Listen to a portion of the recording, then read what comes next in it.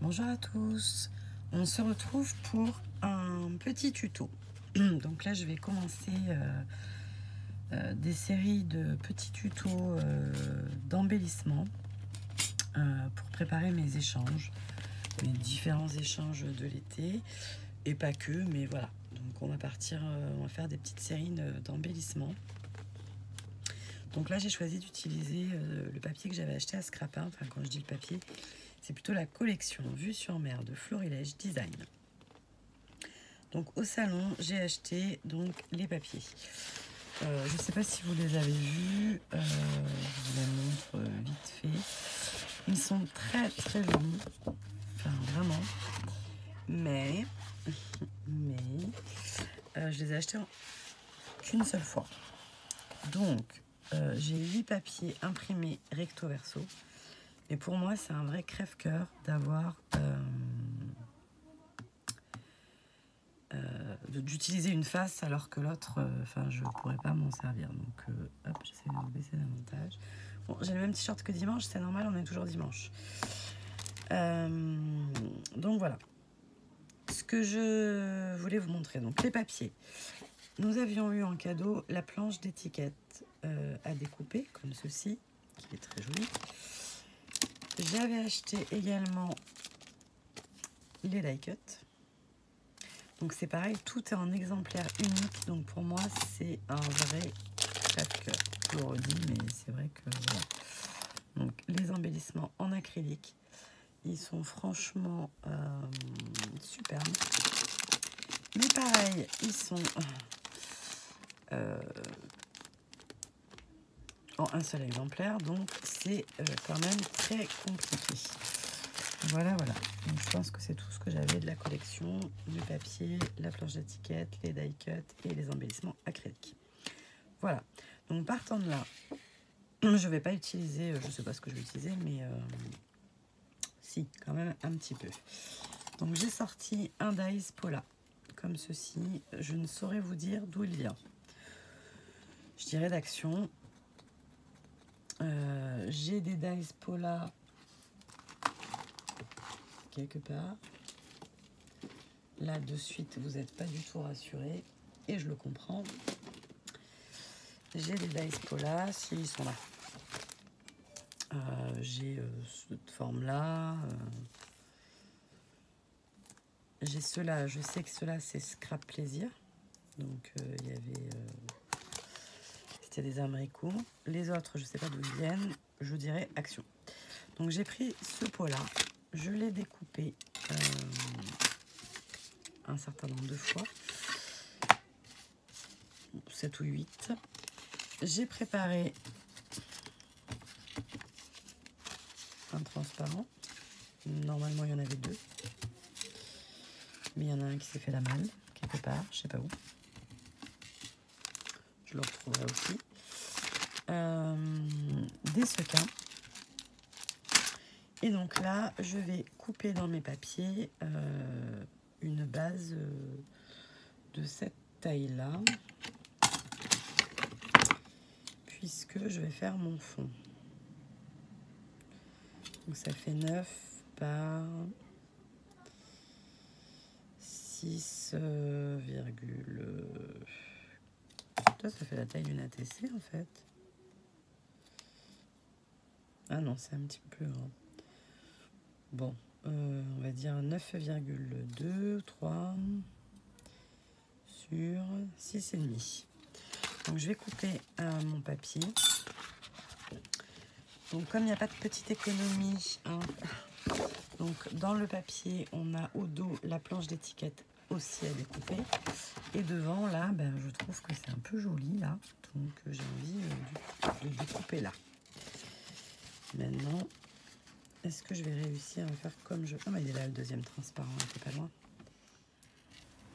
Alors, donc, j'ai coupé un rectangle comme ceci, plein. Là, je vais coller mon Paula par-dessus. Hop. Et je viendrai mettre mon papier de fond en décor à l'intérieur. On perd un peu d'épaisseur. Enfin, non, on ne perd pas d'épaisseur, on gagne de l'épaisseur. Ce qui nous arrange pas spécialement puisqu'on veut créer, je vous ai pas dit peut-être, je veux faire une checker. Mais par contre, le gros avantage, c'est que je centre mieux mon dessin et que j'ai découpé un papier de fond beaucoup moins grand puisque j'avais que cette partie-là que je pouvais récupérer. Donc, je vais mettre à l'intérieur, comme ceci.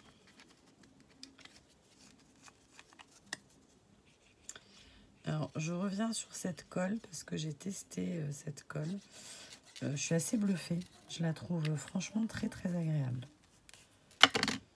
Tac. Voilà. Donc là, j'ai créé mon fond comme ceci. Et ensuite, je vais coller des polas par-dessus jusqu'à atteindre une épaisseur qui me convienne.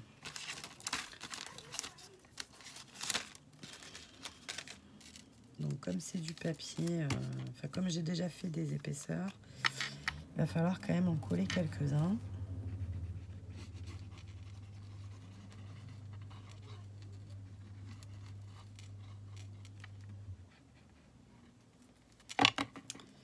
Et je ne sais pas ce que je vais vous raconter pendant ce temps-là. Alors, il faut essayer de ne pas faire comme moi, toujours. Et de les coller à peu près d'aplomb, hein, que sur les côtés, ce soit joli. Voilà. Mais là, je pense qu'il va m'en falloir quelques-uns. Hop. On va coller celui-là, il y a une tache.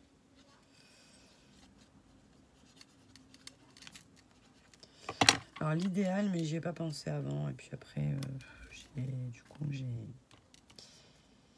laissé tomber. L'idéal, c'est de découper carrément dans une cartonnette.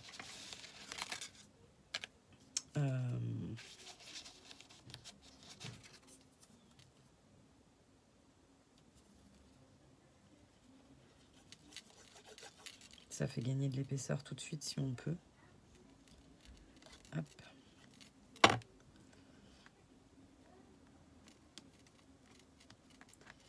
Tac. Voilà, donc ça nous donne déjà quelque chose d'un peu épais. Mais j'ai quand même pas énormément encore de volume. Hein. Là, pour le coup, j'aurais dû faire autrement. Je pensais pouvoir faire 2 polas et en fait, j'en ferai qu'un. C'est pas grave, on refera des découpes après. Pour en faire un autre. Tac. Donc là, à ce stade-là, quand on commence à avoir un peu d'épaisseur, on va mettre des sequins. Donc on a déjà un dessin dans le fond. Voilà, donc moi j'ai mis des bleus parce que voilà, c'est la mer, c'est l'été. Le plus dur, c'est bien sûr le dosage de combien de sequins on met. Pour que ce soit joli. Voilà, voilà. Et ça va faire une bêtise. À ce moment-là, on va mettre le... Ah merde, pardon. J'ai sali mon papier avec la colle. On va mettre le transparent qu'on a reperdu encore une fois.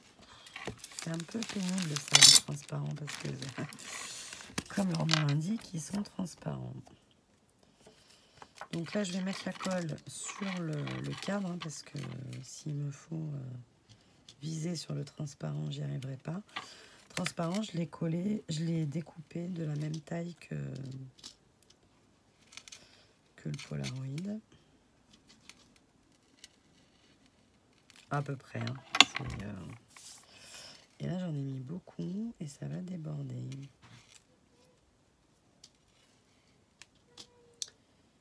petit sequin en cadeau qui ne veut plus s'en aller.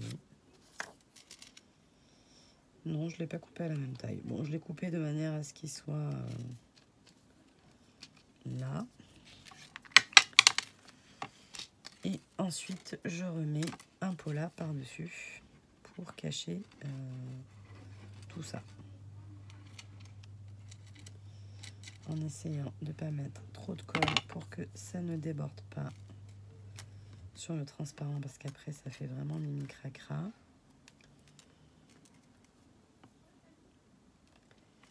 C'est l'inconvénient du calque, du transparent, c'est que ça prend vraiment toutes les marques de tout. Hop, mon torchon est tout sauf propre, mais bon. Et voilà, ça nous donne ceci. Donc là, il y a un peu de la colle au bord, donc il ne fallait pas faire ça, mais voilà. Donc il ne me restera plus qu'à décorer. Donc je vais prendre mes petits embellissements en Afrique. Je ne sais pas dans quoi je vais les ranger, parce qu'il y a quand même de grandes tailles.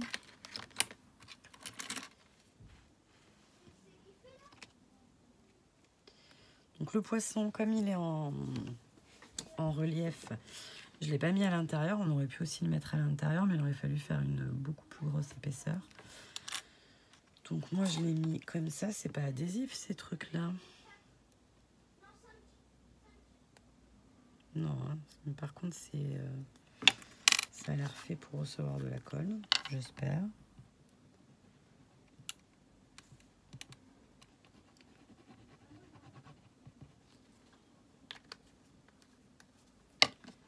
Hop là. Donc je mets mon poisson dans la mer.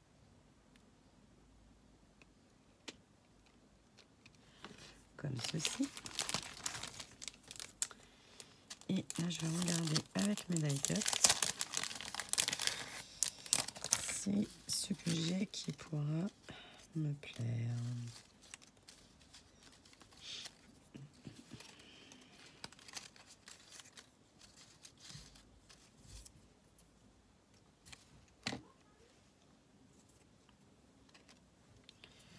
Ouais, ça me plaît bien comme ça.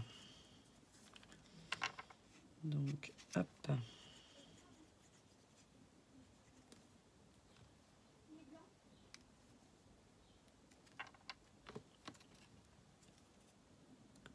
J'ai pas vu comment je l'avais mis, mais ça fera très bien comme ça. Et on va essayer d'y mettre peut-être... hop là. Alors, c'est pas du tout les mêmes bleus, mais bon.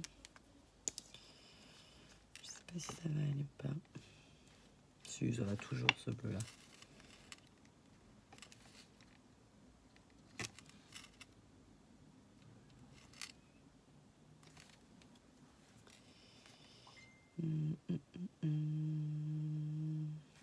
Non, je m'arrête là. Je m'arrête là. Je vais essayer de ne pas mettre les doigts dedans. Voilà ce que cela donne. Voilà, voilà, voilà. J'aime beaucoup, beaucoup, beaucoup. Donc ça, dans un mini-album, voilà, c'est assez sympathique. Voilà, mais écoutez, c'était un tout petit tuto sur la mer, hein, parce que là, ben, j'ai envie de faire de la mer, même si les vacances, c'est pas encore pour tout de suite. Et ben, comme ça, je pars à moitié grâce au scrap, et c'est très bien. Je vais refaire des découpes, et je vais sûrement en refaire d'autres. Je vous mettrai, si j'en fais plusieurs, je vous mettrai plusieurs photos.